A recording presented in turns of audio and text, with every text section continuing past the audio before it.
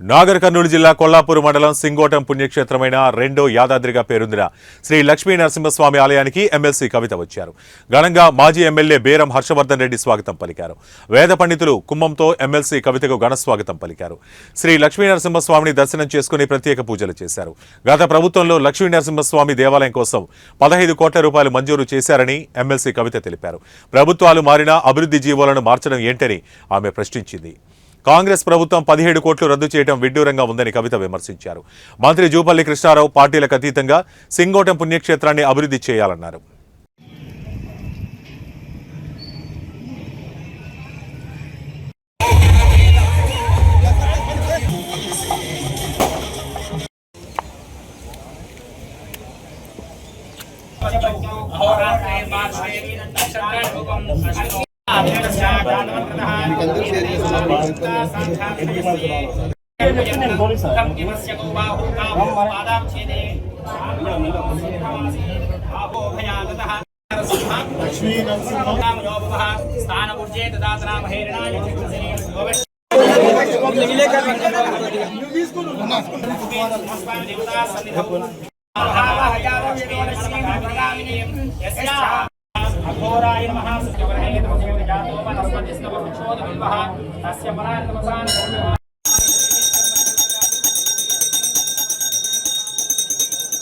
జిల్లాలో మనం చూస్తూ ఉన్నాం.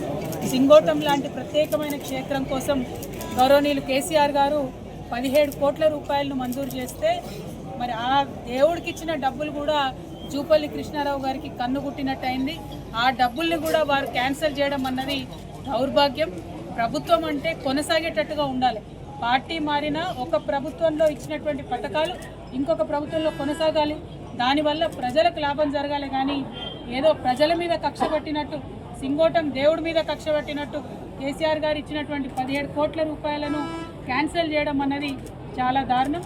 తక్షణమే ఆ క్యాన్సిల్ చేసినటువంటి డబ్బుల్ని రిలీజ్ చేయాలి. సింగోటం క్షేత్రం అభివృద్ధి కోసం జూపల్లి కృష్ణారావు గారు దేశజాలు మర్చి, పార్టీలు అన్నటువంటి తారతమ్యాలు మర్చి ఈ దైవ క్షేత్రాన్ని అభివృద్ధి చేయవలసిందిగా నేను డిమాండ్ చేస్తూ ఉన్నాను. అదేవిధంగా జూపల్లి కృష్ణారావు గారు మరి ఇక్కడ మొత్తం కొల్లాపూర్ నియోజకవర్గంలో బీఆర్ఎస్ పార్టీ తరఫున నిలబడ్డటువంటి ఏ నాయకుడైనా సరే మరి వారి మీద కక్ష కట్టి చిన్నోడైనా పెద్దోళ్ళైనా ఒక ఫేస్బుక్లో చిన్న పోస్ట్ పెట్టినా లేకపోతే ఏదైనా నిలబడి ప్రశ్నించినా ఏది అడిగినా కూడా కేసులు పెట్టి ఇబ్బంది పెడుతున్నటువంటి పరిస్థితి ఉన్నది. ఇక్కడ శ్రీధర్ రెడ్డి అనేటటువంటి మా కార్యకర్తను కూడా దారుణంగా మరి చంపడం కూడా జరిగింది. అయినప్పటికీ ముఖ్యమంత్రి సొంత జిల్లా అయిన జూపల్లి కృష్ణారావు గారు మంత్రివర్గంలో ఉన్నప్పటికీ కూడా పోలీస్ వాళ్ళు ఆ కేసు మీద పురోగతి లేకపోవడం అన్నది చాలా దారుణం. అంటే కేవలం ప్రభుత్వానికి హంతకులకు కొమ్ముగాస్తున్నారు తప్పితే ప్రజల పక్షాన మీరు నిలబడలేదన్న విషయం ఇవాళ తెలుస్తూ ఉన్నది.